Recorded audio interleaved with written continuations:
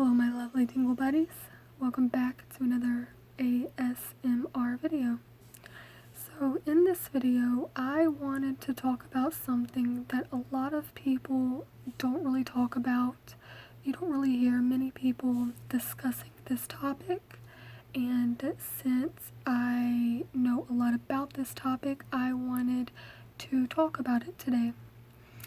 So this video may be a little boring, but boring always makes people fall asleep anyways.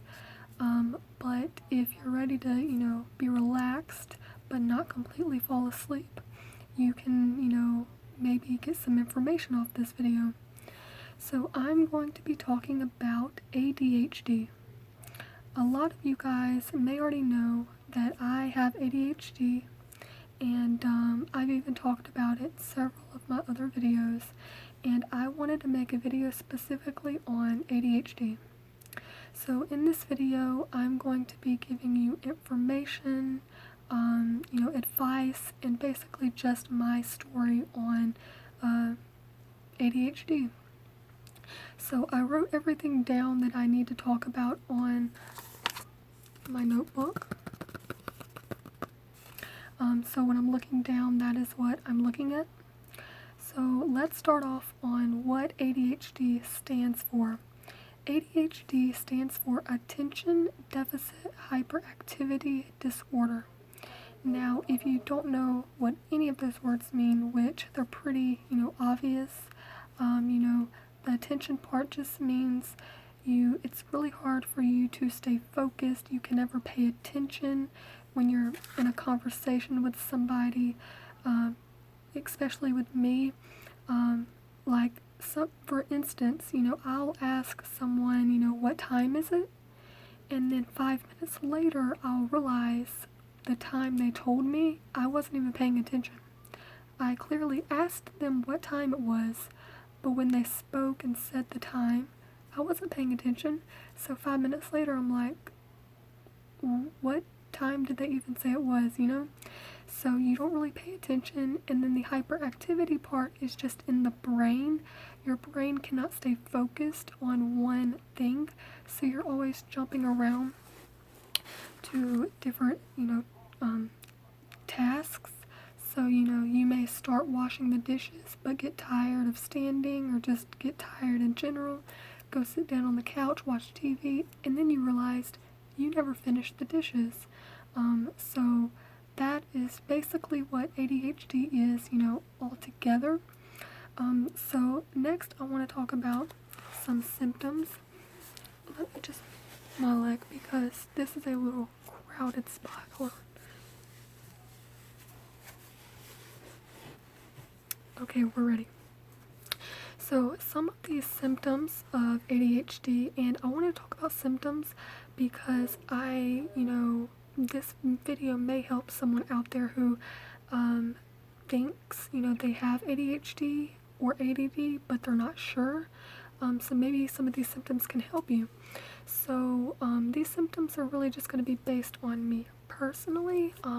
If you do for sure know you have it, and these symptoms don't apply to you, then, that's okay.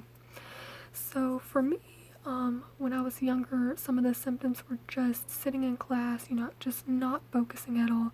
I can clearly remember seeing, a F on my paper several times, because I just didn't pay attention. So I would always get bad grades, and that ended up leading me to failing the first grade. So yeah, I did fail the first grade because I never paid attention. Another, some more symptoms that I guess I experienced was just, always blurting out things in class, not really caring about what people, thought. I didn't really care about discipline. So, I would always jump up and blurt things out, talk without raising my hand, and that caused me to get in a lot of trouble as a kid. So now I want to talk about why I'm not afraid to talk about ADHD. So I'm not afraid or embarrassed to talk about ADHD. For one, it's not anything embarrassing. Number two, a lot of people have it. I was researching some facts about ADHD this morning, and I found out more men have ADHD over women, and the age that most people get diagnosed for ADHD is at age 7. So that's a pretty young age.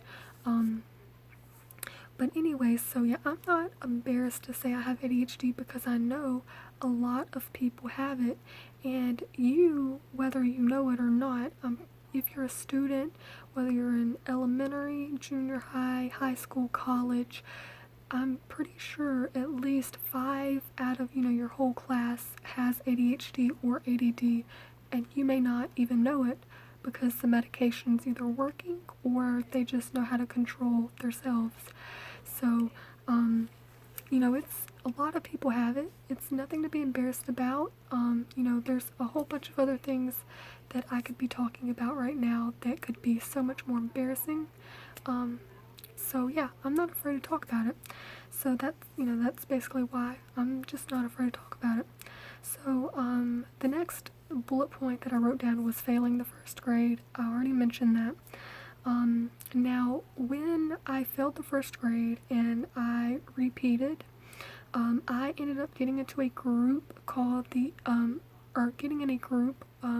which is an IEP group. So that basically means an independent educational program. And it's basically a bunch of students with, dyslexia, ADD, or ADHD. And, it's a little group, and you go to that classroom to take your test. You go, if you need extra help. And my mom basically signed, I don't know, she didn't really sign me up for it, but the teacher, recommended me, being in it, and my mom was okay with it. So basically they have a lot more information about me than, other students. And I'm still in it today. I started my second year of first grade, and I've been in it ever since. And so if I need help, like currently now at high school, I just go to the classroom. There's an IEP teacher for every subject: English, math, history, and science. And if I need extra help, I'll go to them. And I don't really go to them to take tests anymore, because used to the teacher would come and get us because all of the IEP students would be in the same classes together. But since we're all mixed up at high school, you actually have to go to them. And a lot of times they're busy, so you can't really go to them, which kind of sucks. But I don't really go to them anyway, unless I really, really need help. So yeah, I ended up getting an IEP, and also you can consider it special education, because it is, I am getting special education, from the other students. So you can consider it, special education. I've already talked about my signs and symptoms. So I got tested for ADHD in the 3rd grade. I don't know what made my mom decide, this is the year you're getting tested. Maybe the teacher, said, look, your daughter needs to get tested. But yeah, so I got tested in 3rd grade. And I want to explain what they did to me when I got tested. So I went to a doctor that was in a bigger city nearby, not my local little mini city, because I'm assuming it was a special doctor. And they basically, made me read these pages of like a book. They made me look at these pictures, and I had to explain what I saw. And then they made me take an EKG. Now, an EKG is a test that checks your heart. It's basically these little stickers about that size, and they stick them all over your chest, and it has these little wires that come out of the stickers, and it's hooked to a big machine, and this is all done at the doctor's office, not at a hospital.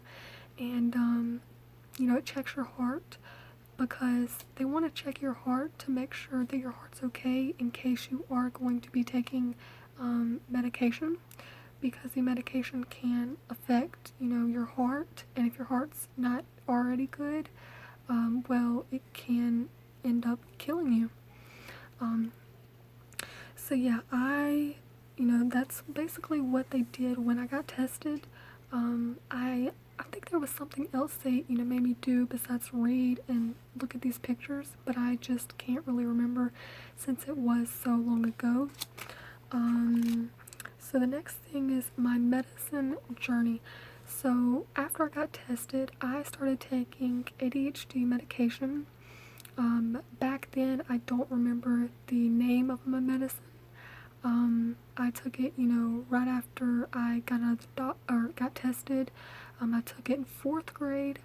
I took medication in 5th grade. Now, I did not take any ADHD medication in the 6th grade because our insurance would not pay for it anymore. So, basically, I could not take it. And then in 7th grade, I wanted to start taking it again because I knew in 6th grade I struggled a lot, and 7th grade I knew it was going to be harder, so I needed to take medicine. So we went back to the doctor, and they recommended us trying a generic brand, which is Concerta. It's a generic brand of Vyvanse, and we paid $10 every time we went to the doctor, and we would get a refill every other month, so I didn't have to go to the doctor every month. And there's 30 pills in a bottle, and I took Concerta in 7th grade, and then I took Concerta halfway through 8th grade. In the other half of 8th grade, I started taking Vyvanse because my insurance would now pay for it. And the same with Vyvanse. And I was taking 30 milligrams of Concerta, and then I started taking 30 milligrams of Vyvanse. 30 pills. I'd go to the doctor every other month because it's not really necessary to go every month, but every other month, you have to go because they have to ask you questions. For instance, they ask you, what symptoms are you having? Are you having any new symptoms? Now, I'm going to tell you a few symptoms that they've asked me about, but I've never actually had. One is headaches. You can get headaches from your medication. You can be sleepy from your medication. Now, for me, it's the total opposite. I kind of get more awake. Now, one that I have experienced in the past is loss of appetite. But as I've gotten older, I've realized the loss of appetite is not as bad. And so even though I don't really have the urge to eat, I definitely know I could eat. But before, when I was younger, I would completely shut off food, during the day. And even at dinner, I wasn't hungry. But I guess as my body's grown and I've gotten bigger, as far as like height and stuff, it's changed for me. So that's just some of the symptoms the doctor asks me specifically about when I go. Okay, so 9th grade, I took Vyvanse, 30 milligrams. 10th grade, I took Vyvanse, 30 milligrams until March of this year. The doctor basically asked me how my grades were doing. I told him, C's, D's. She's like, they gotta be better than that. So we're gonna bump it up to 40 milligrams. So March, I started taking 40 milligrams of Vyvanse. And the first day I took the 40 milligrams, I was totally zoned out. Usually on the bus ride to school, I'll listen to music, I'll, flip through different things on my phone, but I'm still aware of my surroundings. But that specific day, the first day I took it, basically I was so zoned out that, in a flash of an eye, we were already at school. And my bus ride, for anyone where I haven't talked about it, my bus ride is literally in the mornings.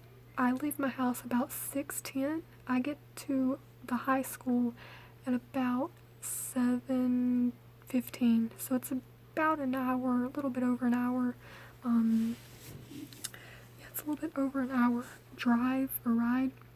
And in the evenings, it's a lot longer than that. So, for about an hour, I was completely zoned out. I did not even realize that we had even made it to school yet, because I was so zoned out. So the 40 milligrams definitely, I definitely felt a difference. And I'm still currently taking 40 milligrams at the moment. So the next thing I want to talk about is, so the next thing I want to talk about is kids hating taking their medicine. So, and my legs are going to sleep again, okay. So, as, a kid, when I did take my medicine, I hated it. It changed my personality. I just didn't feel like myself. And if you take it, you understand what I'm talking about. You act totally different. You're not your funny self if you are originally funny, like I was. And so I just did not like taking it. But then as I got in higher grades, I would say starting around 7th grade, I loved taking my medicine. Now about 7th and 8th grade, if I didn't take my medicine, oh, it's fine, I'm okay. The 9th grade hits, and I've realized in 9th grade, so like currently now going into 11th, if I do not take my medicine and go to school, well, usually it doesn't happen because I'm very good at making sure I take it. But if something happens where I forget it or I drop it and, the bus is in the front yard or something, I start to panic. Because, for one, high school's very hard and I don't give myself enough credit. And so I feel like without my medicine, I would completely shut off and, not try as hard.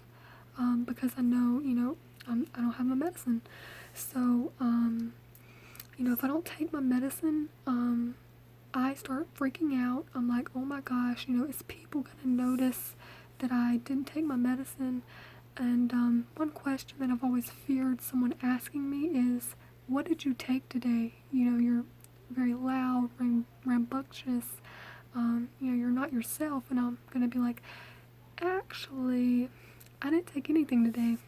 I'm off of my medicine, So, people are gonna think I took something when really I didn't take something. So, as of now, I love taking my medicine. It helps me a lot. But I do wish that I could change the habit of being too dependent on it, because I depend on it way too much. And if I don't take it, because I forgot it, I'll be mad at myself and not really want to try that day at school, which really sucks because I need to try every day, and so should you. So let me see the next thing that I wrote down. Okay, so the next thing, I'll just hold it here. So the next thing is, how a lot of people, can get addicted to ADHD medication. I don't know anyone specific, or, in person, but there has been cases of people getting addicted to their medicine. Even my doctor has told me, people can get addicted, and it's true. And for the longest time, as, I realized I'm more dependent on my medicine, I feared that one day I would get addicted to it. And a lot of my friends say you're addicted to it, but for me, I know I'm not, because if I don't take it, and I'm out of school, like, okay, I take it at home only if I'm gonna be doing something, but if I'm not gonna be doing anything, I don't take it, I'm fine. But, when you get addicted to the medicine, first of all, it can harm you. And my friend actually went to school one day, like 2 years ago, and she accidentally overdosed on her ADHD medication. So she basically took 2, and she was on 30 milligrams. So she put 60 milligrams of Vyvanse in her system, and her eyes were blood red. She was shaking. So if you, do decide to take medicine, or if you are, make sure, if you're younger, first of all, your parents should, or your mom, dad, should give you the medicine. And if you're older, just make sure you only take 1. Don't accidentally forget that you already took it and take 2, because it can kill you. It can make your heart race. You basically look like you did another drug that you should not have done, because it is a really heavy drug. And also people, take ADHD medication when they don't even have ADHD, just because they say it makes them feel high, makes them feel good. Now, I will admit that ADHD medication does make me feel good inside. It makes me feel relaxed and calm, but am I addicted to it? Like I said, no. In the future, would I ever be addicted to it? Hopefully not, but yeah, I think if it got to that point, I would stop taking it. But I do see where people could get addicted, because when you do take it, about an hour after you take it, you have like 30 solid minutes of like just the most amazing feeling. This may be just for me, but it's like the most amazing feeling. It almost feels like when you're at the dentist and you're under all the medications and you just don't give a care in the world. You just want to sit and just, stare at one little dot on the wall for, all day long, it feels like. Yeah, it's a really amazing feeling. So I definitely can see where people would take it when they don't even have it, because it does make you feel good, but you should never take it if you don't, or you're not diagnosed with it. So let's see.